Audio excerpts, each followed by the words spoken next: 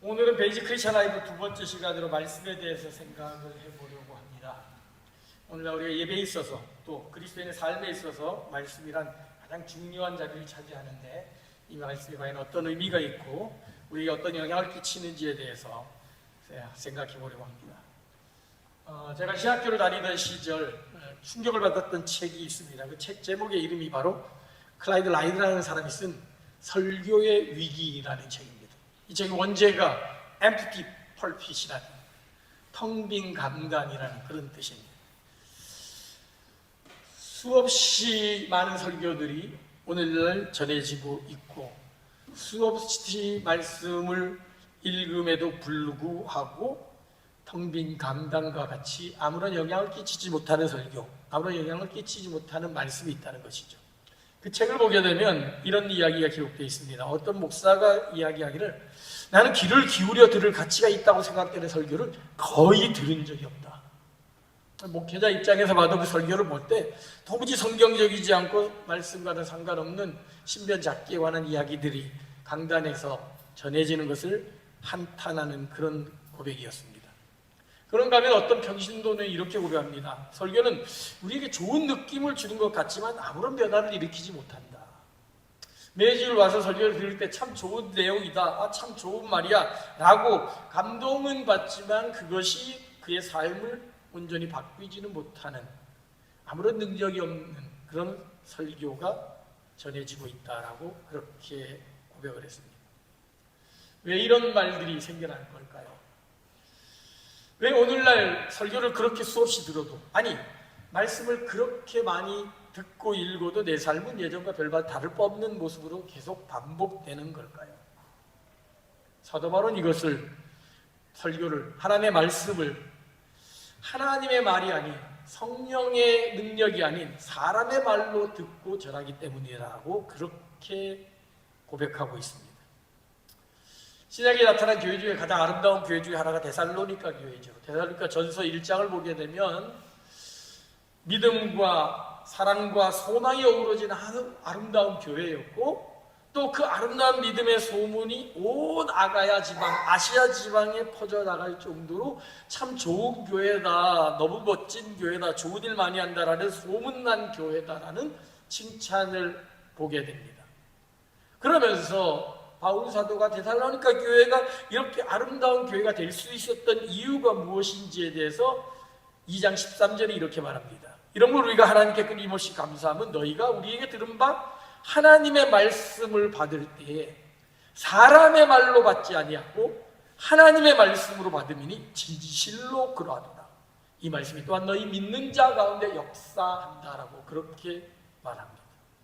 즉 바울이 전하는 설교를, 바울이 전하는 그 말씀을 바울이라는 한 사람의 이야기가 아니라 하나님의 말씀으로 성령님이 들려주시는 음성으로 듣고 그 말씀에 순종함으로 말미암아 그들의 삶이 완전히 바뀌어졌다라는 것이지요.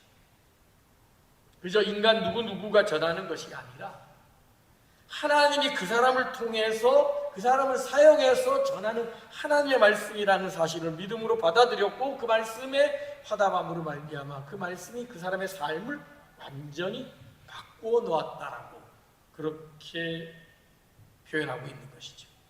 그래서 종교개혁자 칼빈은 이런 말까지 합니다. 설교자의 입에서 나오는 말은 하나님의 입에서 나온 말과 동일하다. 오늘 들려지는 이 설교자의 입에서 나오는 말은 하나님이 직접 말씀하고 똑같다라는 거죠. 하나님이 그 설교자를 통해서 당신의 말씀을 전하고 있기 때문입니다. 그래서 칼빈은 에베소서 강해 설교에서 이렇게 말합니다. 복음이 설교되고 우리가 함께 가르침을 받기 위해 모일 때 이것은 인간이 공안한 정책이거나 질서가 아닐 뿐만 아니라 인간의 환상이거나 발명품도 아닙니다. 그것은 하나님으로부터 나온 포고령이며 어떤 경우이든 우리가 거역할 수 없는 영구적인 법입니다. 강단에서 나오는 이 설교, 우리가 듣는 이 말씀은 설교자를 통해서 아니면 그 말씀을 쓴 사도들이나 그 저자들의 인간의 생각이 아니라 그 사람을 통해서 하나님이 우리에게 주어진 포고령이고 바꿀 수 없는 영원한 법이라는 사실입니다. 그래서 칼빈을 비롯한 수많은 종교 개혁자들은 진짜 교회와 가짜 교회를 구별하는 교회의 3대 표지로 첫 번째가 우리가 했더니 성례가 올바로 집행되고 있는지, 성찬식이나 세례식이 제대로 진행되는지, 또 원증이 제대로 실시되고 있는지, 이단을 받아들이지 않냐고 진리 안에 서려고 노력하는 일인지, 두 가지와 함께 가장 중요한 표지로 말씀이 제대로 전파되고 있는지, 말씀의 참된 전파를 참된 교회의 표지로 제시했던 것입니다. 즉 진짜 교회냐 아니냐 판가름하는 데 있어서 가장 중요한 기준이 뭐냐? 이 강단에서 진짜 말씀이 선포되는지, 성도들이 진짜 말씀을 듣고 순종하려고 하는지를 보고 그 교회가 진짜 교회인지 아니면 가짜 교회인지 판가름할 수 있다라는 것이죠. 그러면 우리는 이런 질문을 하게 되죠. 과연 우리는 진짜 교회인가? 목사님이 같은 소리 안 하고 우리가 성경 공부할 때, 셀 모임 할 때 그냥 성경을 가지고 공부를 하니까 우리는 참 교회 아니냐라고 생각할 수도 있을 겁니다. 예, 맞습니다. 그런 면에서 말씀이 온전히 선포되어지고 또 큐티를 하고 셀 모임에서 말씀을 가지고 나누는 것을 보면 우리는 참 교회인 것처럼 보입니다. 그러면 참 교회라면 반드시 나타나야 되는 교회의 능력이, 교인들의 변화가 과연 우리에게서 일어나고 있는지 한번 자문해 봐야 될 겁니다. 제가 허튼 소리 안 하고 성경에 있는 이야기를 전하고 있고, 여러분들이 셀 모임을 할 때 소설책 가지고 셀 모임 하는 거 아니고, 잡지책 갖고 하는 게 아니고, 성경책 가지고서 셀 모임을 하고, 주일학교 교육을 할 때 세상적인 지식 가르치는 게 아니라 하나님의 말씀을 가르치니까 우리는 참교회다라고 생각할 수도 있지만, 반면에 참교회가 반드시 나타나는, 참교회라면 반드시 표현되어지는 사람의 변화, 세상에 감당할 수 없던 놀라운 능력과 기적들이 과연 우리 안에서 일어나고 있다는 거지. 신앙생활을 하면서, 교회를 하면서 삶이 변화되어지고 가치관이 변화되어지고 세상과는 다른 사람으로 살아가는 그런 모습들이 우리가 안에 일어나는지, 아니면 예수를 믿지 않는 사람들이 교회를 들어와서 말씀을 듣고 변화되어져 가지고 예수님과 정말 참 신이구나, 참 하나님이구나, 나를 위해 돌아가신 십자가에 달려 죽으시고 부활하신 구세주라는 사실을 알고 세례받고 변화되는 그런 역사들이 우리 교회 안에서 과연 일어나고 있냐는 것이죠. 말씀은 제대로 전하고 말씀은 제대로 읽는 것 같지만 그 말씀으로 인하여 변화가 일어나지 않는다면 무언가가 잘못되어 있다는 사실을 우리는 깨달아야 될 것입니다. 성경을 배우게 되면 하나님의 음성을 들었던 사람들이 엄청난 변화를 경험합니다. 말씀을 읽고 그 사람의 삶이 송두리째 바뀌게 됩니다. 하나님의 음성을 듣고 자신의 삶을 완전히 드리고, 하나님의 음성을 듣고 자신의 재산을 완전히 포기하고, 하나님의 음성을 듣고 전혀 알지도 못하는 곳으로 가고, 하나님의 음성을 듣고 바다가 갈라지고 여리고성이 무너지고 하늘에서 만나가 내리는 기적들이 말마다 일어났는데, 오늘 하나님의 말씀을 들음에도 불구하고 내 삶은 어제나 오늘이나 별반 다를 바 없고 세상 사람들과 나와의 삶의 모습이 별반 다를 바 없다면 말씀이 잘못되었든지 우리가 잘못되었든지 둘 중에 하나겠죠. 근데 말씀이 잘못된 것이 아니라면 그 말씀을 듣고 있는 우리가 분명 뭔가 문제가 있다라는 것을 우리는 깨달아야 하는 것이죠. 위대한 설교자인 C.S. 루이스라는 목사님이 책을 대하는 두 가지 독서법을 이야기합니다. 하나는 자신의 목적을 위해서 책을 이용하는 독서가 있다는 거죠. 지식을 얻기 위해서, 뭔가 해결책을 찾기 위해서 책을 읽는 사람이죠. 반면에 책의 저자의 목적을 그대로 받아들이는, 수용하는 독서가 있다는 겁니다. 그 책을 읽으면서 그 책의 저자의 목적에 빠져들어가서 그 저자의 사상과 생각과 가치관과 완전히 하나가 되려고 그 책을 읽는 거죠. 사실 처세술에 관한 것들이나 수많은 세상의 책들은 책을 이용하는 거죠, 우리가. 그래서 주식투자법, 부동산 투자법, 직장에서 성공, 인간관계 성공법 이런 것들은 다 책을 이용하는 거죠. 근데 거기서 한 걸음 더 나아가서 그 사람처럼 되기를 원한다면, 정말 그 사람처럼 인간관계의 대가, 주식의 대가가 된다면 그 사람의 사고와 생각에 완전히 빠져들어가 동화될 때 가능한 거죠. 안타깝게도 우리는 이 책을 수용하고 받아들이기보다는 책을 이용하고 그냥 사용하는 데 그치는 경우들이 많습니다. 그래서 C.S. 루이스가 이런 지적을 합니다. 우리가 내용을 수용할 때 우리는 감각과 상상력과 다른 모든 능력들을 그 예술가가 창조한 패턴에 그대로 따라가게 됐다. 그러나 그것을 사용만 한다면, 이용만 한다면 우리는 그것을 자신의 활동에 대한 보조물로만 취급할 따름이다라고 이야기합니다. 이것을 그대로 성경으로 적용해 봅시다. 어떤 사람은 성경을 읽는데 성경을 이용하는 사람들이 있죠. 마음이 답답하고 울적할 때 성경 읽으니까 괜히 마음이 시원해지는 것처럼 보이고, 뭔가 답답함이 있을 때 성경 읽으면 하나님 지혜를 주세요라고 성경을 읽는 사람들.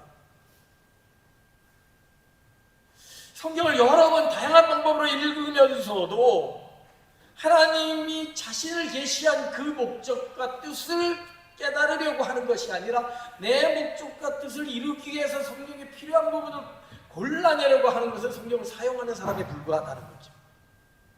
단지 성경을 도구로 사용하는 것에 불과합니다. 그래서 유진 피터슨이라는 분이 수없이 성경을 읽으면서도 불구하고 성경과는 상관없는 삶을 살아가는 그런 이유에 대해서 이렇게 설명을 합니다. 성경은 성경이 제시하는 조건대로, 즉 하나님의 계시로 받아들이고 읽어야 하는데 그렇지 않기 때문이다. 성경이 자신을 형성해 가도록, 즉 성경대로 살기 위해 성경을 읽지 않는다는 뜻이죠. 성경을 그저 종교의 대상으로 참고서로 비인격화시키기 때문에 이런 일이 벌어진다는 것이죠. 다른 표현을 한다면 성경을 내가 살아가야 되는 데 있어서 삶의 유일한 기준, 교과서로 생각하고 그 성경을 읽는 게 아니라 수많은 여러 참고서들 중에 하나로, 성경도 필요해, 성경도 괜찮지, 그러나 사주 역학을 보는 것도 필요하고 뭐 불교도 필요하고 다른 사람의 철학도 필요하고 하면서 참고서 중에 하나로 생각하면서 읽는다면 성경이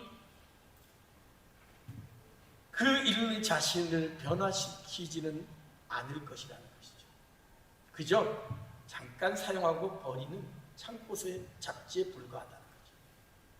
오늘 야고보 사도는 이런 사람을 가르쳐서 너희가 말씀을 듣기만 하는 사람이라고 표현합니다. 22절의 말씀입니다.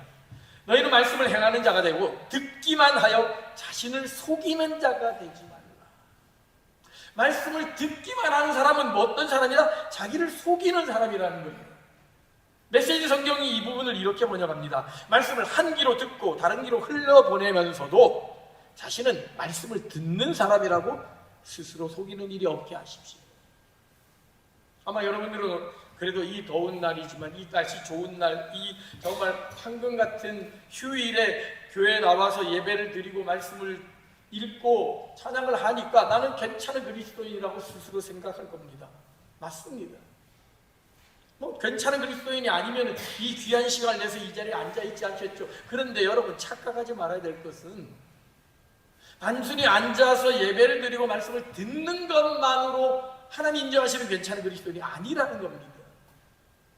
왜 이곳에 와서 예배를 드리는지, 왜 말씀을 듣는지, 하나님 이 시간을 통해 나에게 무엇을 말씀하시고자 하는지 그 하나님의 계획과 목적과 뜻을 헤아리려고 하지 않고, 그래서 그 말씀 앞에 자신을 온전히 굴복시켜서 말씀의 사람으로 자신을 변화시키려고 하는 그런 마음의 결단이 없다면, 우리가 아무리 수없이 예배를 드린다 할지라도 우리는 마당만 밟고 갔던 그 이사야 시대의 수많은 바리새인들의 모습과 별반 다를 바 없다는 사실을 우리는 알아야 된다는 것이죠.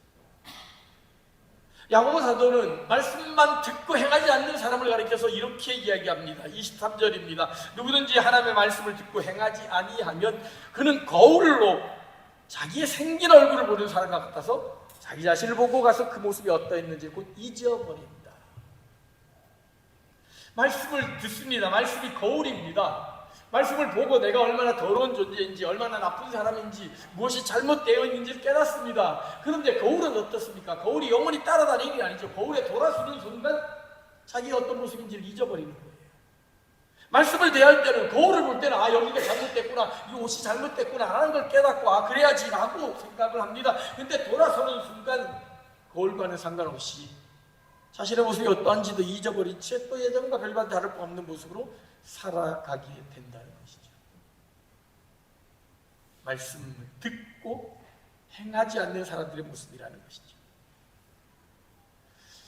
결국 이런 삶을 반복하다 보면 수십 년간 교회를 다녔고 수십 번 말씀을, 수백 번, 수천 번 말씀을 듣고 읽었음에도 불구하고 전혀 그리스도인의 모습이 보이지 않는 그런 모습으로 전락해버리고 맙니다.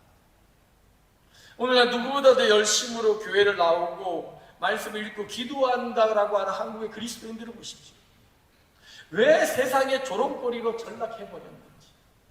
초대교회 때만 하더라도, 우리 한국의 교회가 처음에 들어올 때만 해도 민족의 희망이었고, 교육과 구제와 병원과 인권 문제를 비롯한 많은 부분에 있어서 모범이 되었던 교회가 왜 오늘날에는 자기만을 아는 그런 천박꾸리거리로 전락해버리고 말았는지. 말씀을 듣고 그래서 실천하지 않기 때문에. 좀 더 실감나게 하기 위해서 직접적인 말씀 구절을 한번 생각해 보시죠. 극단적인 말씀. 나는 말씀을 그래도 지킵니다. 말씀을 열심히 듣고 말씀대로 살려고 노력합니다. 아마 여러분은 그렇게 생각할 겁니다. 저도 그렇게 생각합니다. 그런데 정말 정직하게 말씀을 날것 그대로 100% 가감하지 아니하고 말씀 있는 그대로 한번 그 말씀을 읽어보십시오. 대표적으로 예수님을 따르려고 했던 아주 충실한 청년이 있었죠. 신실한 청년. 내가 주를 따르겠습니다라고 할 때 주님 뭐라고 말씀하세요? 내게 있는 모든 것을 다 팔아 가난한 자들에게 주라. 그리고 와서 나를 따르라. 만약에 이 말씀이 오늘 여러분에게 주어진다면 이 말씀에 아멘으로 화답하고 순종할 수 있는 사람이 얼마나 될까요? 여러분이 있는 재산을 다 팔아서 구제하십시오. 이곳에 있는 이민자들에게 다 나눠주십시오. 복지재단에 다 바치십시오. 교회에 다 바치십시오. 하나는 누구에게 주십시오 라고 한다면 여러분의 생각은 당장 어떤 생각이죠? 사이비 교주 아니야? 이단 아니야? 이런 말씀도 있습니다. 아버지나 어머니를, 또 아들이나 딸을 나보다 더 사랑하는 자는 나한테 합당치 않다. 하나님을 사랑한다는 건 어떤 거냐? 내 아들, 딸 사랑하는 것보다도 더 사랑해야 된다는 거지. 하나님을 사랑하기 위해서 내 아들, 딸을 포기해야 된다는 거죠. 만약 이 말씀을 그대로 100% 그대로 날것으로 여러분에게 전한다면 여러분은 어떤 반응을 보이시겠습니까? 아니 좀 미친 거 아니야? 아니 어째 비인격적이고 그런 말씀 어떻게 목사님 하실 수가 있지? 그거 예수님이 하신 말씀은 다 그러라는 의미지 진짜로 그러라는 건 아니잖아. 아들 사랑하는 것만큼이나 예수님을 더 사랑하라는 의미지 진짜 바치라는 거 아니잖아 라고 생각하겠죠. 근데 아브라함은 어떻게 했습니까? 진짜로 자기 아들 바쳤죠. 또 100세에 난 아들, 하나밖에 없는 아들, 독생자 이삭을 날 것으로 바쳤습니다. 오늘날 성경에서 들려주는 이 수많은 이 명령들과 실제로 내가 살아가는 삶의 모습이 얼마나 괴리가 큰지를 우리는 깨달아야 된다는 것이죠. 그래서 어떻게 하면 그 말씀 앞에 조금 더 순종하고 그 말씀을 닮아가려고 따르려고 할 수 있는지를 노력하는 그런 모습이 필요하다는 것이죠. 그래서 나는 성경을 이용하고 사용하는 게 아니라 성경을 받아들이는, 수용하는 삶을 살아야 된다는 것이죠. 어떻게 우리가 말씀을 수용하고 말씀을 듣는 것에 그치는 것이 아니라 듣고 실천할 수 있을까요? 성경은 그 방법 중에 하나로 말씀을 묵상하라라고 이야기합니다. 네비게이터 선교회에서 나온 말씀의 손이라는 작은 책자가 있습니다. 그 책자를 보면 5손가락을 가르쳐가지고 말씀에 대해서 설명을 합니다. 이 5손가락의 새끼손가락이 뭐예요? 듣기, 그 다음이 읽기, 공부, 암송, 마지막이 묵상입니다. 말씀은 단순히 듣고 읽는 것에서 그치는 것이 아니라 연구해야 되고 암송해야 되고 결국 묵상을 해야 된다는 거예요. 근데 이 묵상이라는 게 단순히 머릿속으로만 생각하는 게 아닙니다. 이거는 제가 큐티 훈련학교에서 누누이 강조했지만 불교나 다른 종교에서 말하는 명상이죠. 묵상이라는 건 말씀이 내 속에 들어와서 완전히 말씀과 내가 하나가 되는 것입니다. 말씀의 의미를 깊이 생각해서 말씀이 나고 내가 말씀이 되는, 완전히 삶으로 적용시키는 것을 의미합니다. 그래서 시편 기자가 이렇게 이야기하죠. 복 있는 사람은 오직 여호와의 율법을 즐거워하여 그 율법을 주야로 묵상하는 자다 그러죠. 이 묵상한다라고 할 때 이 단어가 바로 하가라는 히브리어입니다. 근데 이 묵상한다라는 하가라는 단어가 다른 곳에는 어떻게 쓰였냐면 이사야서 31장에서는 이렇게 기록되어 있습니다. 여호와께서 이같이 이르시되 큰 사자나 젊은 사자가 자기의 먹이를 움키고 으르렁거릴 때, 사자가 먹이를 움켜쥐고 으르렁거리는 으르렁이 바로 하가, 바로 묵상이라는 거예요. 그러니까 말씀을 묵상한다는 것은 머릿속으로 생각하고 머리 굴리는 게 아니에요. 내가 이 말씀을 절대로 놓치지 않겠다. 굶주린 사자가 자기의 먹이를 움켜쥐고 내가 이 말씀을 붙들고 절대로 빼앗기지 않겠다라고 으르렁거리며 꼭 잡고 있는 것, 그게 묵상이라는 겁니다. 그런가 하면 다른 표현으로 이사야 38장에서는 이렇게 사용됐습니다. 나는 제비같이 학같이 지적이며 비둘기같이 슬피 울며 내 눈이 새하도록 앙망하라. 하나님을 향한 사랑, 하나님을 갈망이 어느 정도인지 비둘기같이 슬피 운다. 이때 슬피 운다라는 이 말이 바로 하가입니다. 묵상하다라는 겁니다. 즉 묵상한다는 것은 너무도 사모하고 너무도 보고 싶고 너무도 그리워서 비둘기가 구구구구구구 거리면서 슬피 우는 것처럼 그 말씀을 붙들고 내가 언제 주님을 만날 수 있을지, 내가 언제 이 말씀대로 살 수 있을지, 내가 어떻게 하면 이 말씀이 내 삶이 되어질지를 사모하면서 간절하게 바라면서 비둘기가 슬피 우는 것처럼 구구구구 거리는 것, 그것이 바로 묵상한다는 것이죠. 그러니까 말씀이라는 건 단순히 한 귀로 듣고 한 귀로 흘려보내는 게 아닙니다. 그것을 밤낮으로 붙들고 묵상하는 것이고, 그는 마치 사자가 먹이를 붙잡고 절대 놓지 않겠다라는 마음으로 결단으로 움켜쥐고 있는 거예요. 그 말씀대로 이루어지기를 사모하면서 또 그 말씀대로 살지 못하는 자신의 모습을 돌아보면서 슬피 울면서 어떻게 하면 이 말씀대로 살 수 있을까, 말씀이 나의 삶으로 들어올 수 있을까, 슬피 울며 구구거리는 비둘기의 그 간절함 같은 모습으로 말씀을 대하는 것이 바로 말씀을 듣고 행하는 것이요, 말씀을 수용하는 자요, 바로 말씀대로 살아가는 삶의 모습이라고 할 수 있다는 것이죠. 또 한편의 의미에서 말씀을 수용하는, 말씀을 실천하는 모습을 성경은 말씀을 먹어라라는 표현에서 사용하고 있습니다. 하나님이 천사를 통해 요한에게 말합니다.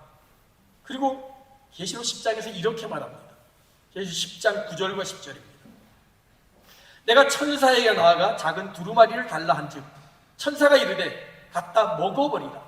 내 배에는 쓰나 내 입에는 꿀같이 달리라 하거늘 내가 천사의 손에서 작은 두루마리를 갖다 먹어버리니 내 입에는 꿀같이 다나 먹은 후에 내 배에는 쓰게 된다.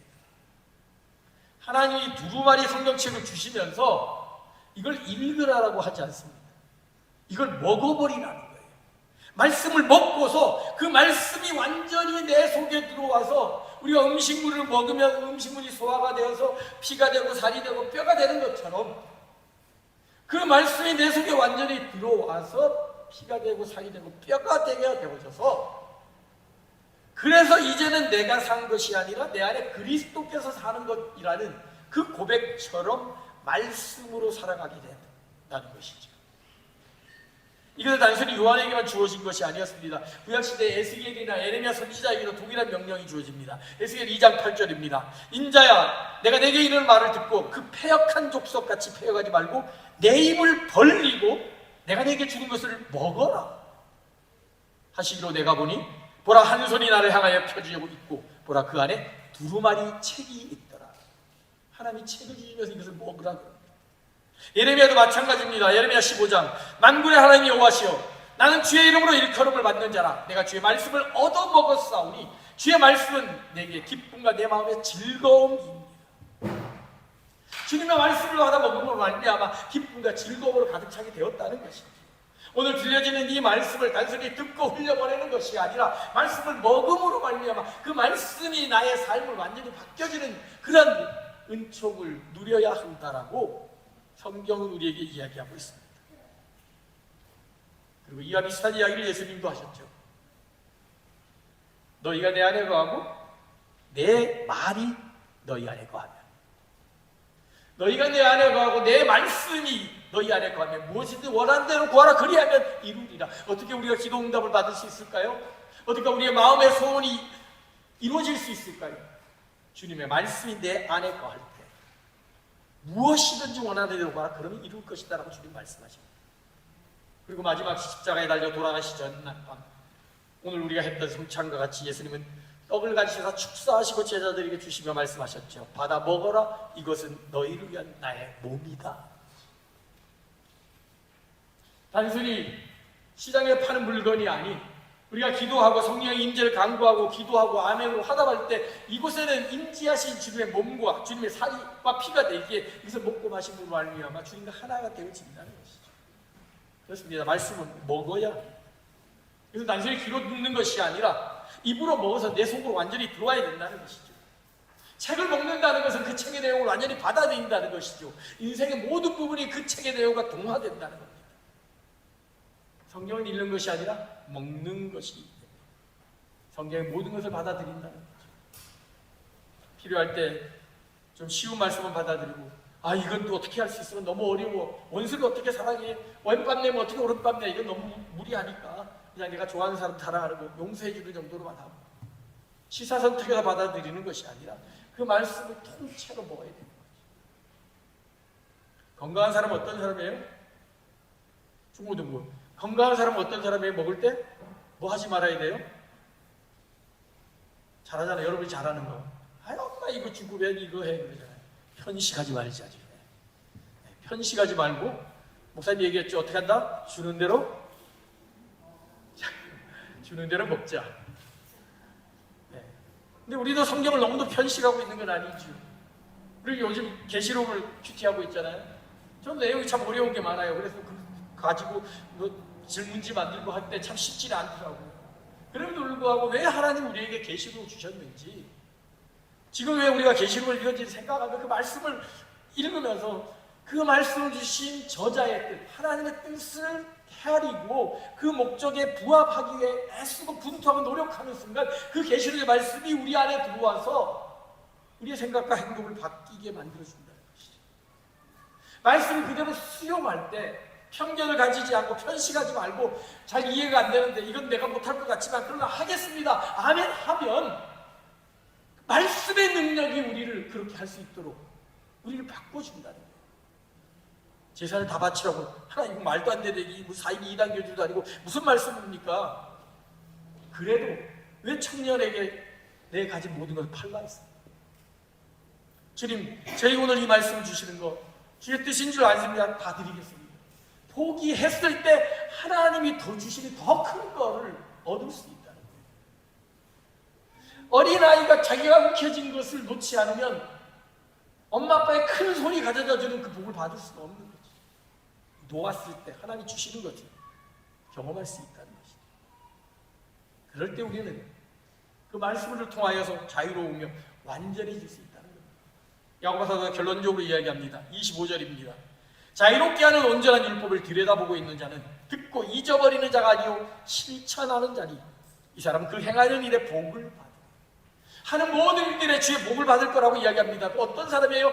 말씀을 듣고 실천한다는 겁니다. 그러면 실천한다면 어떻게 되냐? 자유롭고 온전한 율법, 그 율법이 자기를 자유롭게 만든다, 온전하게 만든다는 걸 경험하는 겁니다. 손해본 줄 알았는데 결국은 이익이 되어지고, 포기했는데 오히려 모든 걸 얻게 되어지고, 가장 낮은 곳으로 갈 때 가장 높은 곳에 올려주신 은혜를 경험한다는 것입니다. 때로는 그것이 힘들고 어렵고 감당할 수 없는 것처럼 느껴집니다. 그런데 주님은 우리에게 분명히 말씀하시죠. 감당할 시험 밖에는 너희 허락하지 않는다. 그러면 이거 내가 감당할 수 있을 줄 믿습니다. 이 부분은 이렇게 내려놓겠습니다. 저 부분은 이렇게 내려놓겠습니다. 오늘 말씀을 통해 나에게 주신 은혜가 이것이오니 하나님 이 말씀을 그대로 순종하겠습니다. 그렇게 순종하며 나아갈 때 하나님이 그 말씀을 통해 그 사람을 조금씩 바꾸고 가신다. 물론 사도 바울처럼 완전히 확 바뀌는 경우도 있겠죠. 그렇습니다. 말씀은 단순히 우리가 듣고 감동 받고 기분 좋고 또는 약간 찔리게 하는 그런 감정적인 어떤 도구가 아닙니다. 말씀은 우리의 삶을 근본적으로 바꿉니다. 프란츠 카프카라는 사람이 이런 이야기를 했습니다. 책은 도끼다. 그가 자기의 친구에게 보내는 편지에서 이런 말을 하죠. 책을 읽다가 머리를 한 대 맞은 듯 정신이 번쩍 나지 않는다면 그 책을 왜 읽는단 말인가? 책이란 우리 안에 꽁꽁 얼어붙은 그 바다를 쪼개는 도끼가 되어야 합니다. 사람의 생각을 완전히 바뀌는 것이 아니라 그 책을 쓸 이유도 없고 읽을 필요도 없다는 것이죠. 책은 도끼와 같아서 얼어붙은 바위를 깨는 것 같은, 바다를 깨는 것 같은 그런 도끼가 되어야 된다는 거죠. 세상적인 책도 이런데 하물며 하나님의 말씀이 어떻게 도끼보다 못할 수 있냐는 거죠. 하나님의 말씀은 세상을 쪼개는, 우리의 삶의 모든 걸 쪼개는 그런 능력이 있는 것을 분명히 이야기합니다. 심장과 관절과 골수를 찔러 쪼개게 하며 숨겨진 우리의 모든 것을 드러내는 것이 하나님 말씀이 가진 능력이라는 것이죠. 그러기에 우리는 이 말씀을 단순히 읽는 것에 그치는 것이 아니라 말씀을 읽고 듣고 먹어야 합니다. 굶주린 사자가 먹이를 붙들고 으르렁거리는 것처럼 비둘기가 슬피 울면서 그것을 사모하면서 눈물을 흘리면서 구구구구 거리는 것처럼 말씀에 대한 사모함을 가지고 강렬함을 가지고 붙들고 그래서 어떻게 하면 그 말씀을 살아낼 수 있는지 고민하면 그 말씀을 붙들어야 된다는 거죠. 그럴 때 이제는 내가 사는 것 아니요 내 안에 계신 그리스도가 사시는 것이라는 그 고백이 우리에게도 나올 수 있을 것입니다. 그리할 때 세상이 감당할 수 없는 하늘의 사람, 아무것도 가진 것 없는 것처럼 보이는, 별로 내세울 것 없는 사람인 것처럼 보이는데도 늘 기쁘고 행복하고 세상 감당할 수 없는 그 초대교회 같은 그런 믿음의 위인으로 그렇게 우리들도 살아가게 될 줄로 믿습니다. 야고보서도 고백했던 것처럼 진정한 자유를 누리면서 완전해지는 하나님의 사람으로 살아가는 은혜를 누리게 될 줄로 믿습니다. 그 은혜를 누리며 말씀을 먹으며 살아가는 순간입니다. 말씀을 읽고 사용하고 버리는 것이 아니라 말씀을 그대로 수용해서 내 속에서 완전히 말씀으로 살아가는 그런 일들이 일어나길 소망합니다. 물론 이게 쉽지 않습니다. 오늘 결단하고도 우리 여기서 눈물 콧물 흘리고 그렇게 해야지 하고 돌아서면 어떻게 돼요? 거울을 보고 잊어버리는 것처럼 또 세상에 바쁜 일들, 직장생활, 가정, 애들 돌보는 거, 학교생활, 수많은 것들을 위해서 또 말씀을 잊어버리는 게 이 죄악된 세상을 살아가는 우리들의 모습입니다. 오죽했으면 제자들을 보십시오. 예수님이 십자가에 달려 돌아가신 전날 밤입니다. 몇 시간 안 남았습니다. 예수님이 말씀하시지 깨어 기도해라 말씀을 주셨어요. 근데 제자들이 어떻게 했어요? 다 잤어요. 3번이나 잤습니다. 예수님 말씀하시죠. 마음은 온유로되 육신이 약하구나. 그게 우리들입니다. 우리 힘으로는 그걸 할 수 없다는 것이죠. 심지어 예수님조차도 그 말씀대로 사는 것이 쉽지는 않았습니다. 오죽했으면 예수님 겟세마네 동산에 뭐라고 기도하시죠? 할 수만 있다면 이 잔을 내게서 피하게 해달라. 육신의 성정을 가신 예수님조차도 십자가의 고난이 너무도 힘들고 고통스러워서 할 수만 있다면 이 잔을 내게서 피하게 해달라고 기도했죠. 그때 어떤 일이 벌어집니까? 천사가 나타나서 그를 돕더라. 예수님이 땀방울이 핏방울이 될 정도로 기도했고 비록 고난의 길, 죽음의 길이지만 이 길을 걸어가야 되는 게 말씀의 길이라는 사실을 알고 결단하며 기도할 때 천사가 나타나서 예수님을 도왔다라고 합니다. 그렇습니다. 우리에게 이러한 도움이 필요합니다. 내 인간 능력으로 우리가 말씀대로 살아갈 수 없습니다.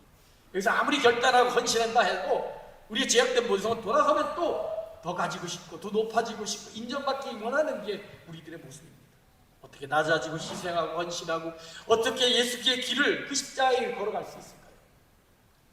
내 힘으로 할 수 없으니 주님 성령이 함께하여 주셔서 내 생각대로 사는 것이 아니라 천사가 도왔던 예수님처럼 우리에게도 천사를 보내주셔서 도와주심으로 말미암아 말씀대로 살아갈 수 있도록, 말씀을 먹고 말씀대로 그대로 행동하고 생각하고 우리의 가치관을 말씀으로 온전히 고정시키는 그런 삶을 살아가도록 성령이 도와달라고 강구할 때 성령의 도우심으로 우리는 그 말씀을 먹는, 말씀을 듣고 실천하는 그런 놀라운 능력을 경험하게 될 줄로 믿습니다.